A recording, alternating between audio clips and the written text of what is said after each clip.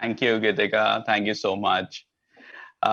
So yes, yes, we're all in the times of COVID, new COVID, normal, new normal, crystal gazing, as we all say.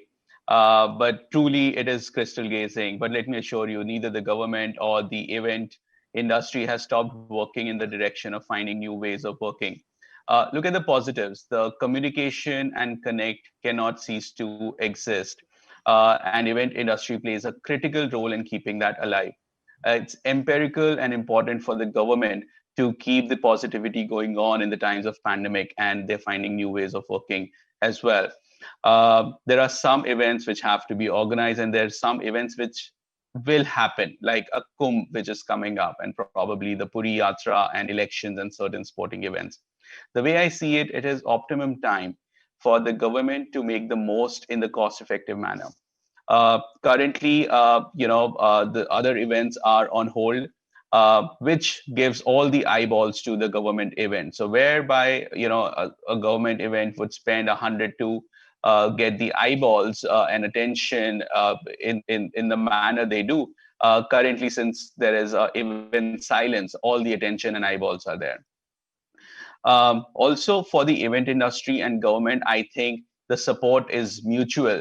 The government conducts a lot of awareness programs, a lot of communication programs, and who walks the last mile? It's the event industry.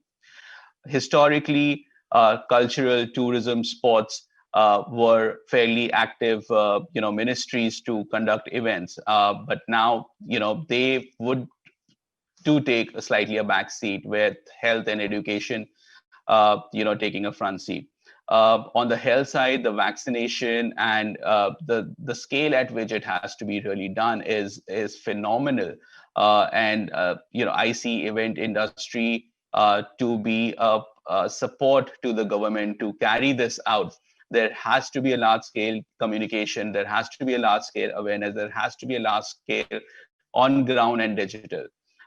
Event companies are evolving, finding new ways of collaboration, maybe with a digital agency, and looking at how this can be propelled further. So, the way I see this is, I don't see human connect. Will that cease to exist in the post-COVID era? I don't think so. Will digital take over? I don't think so either. Enabler? Yes, digital will definitely enable most of the event, most of the communication strategies, most of the direct to consumer engagements which have to happen. So this is the right time for the government events to take place and get the maximum eyeballs.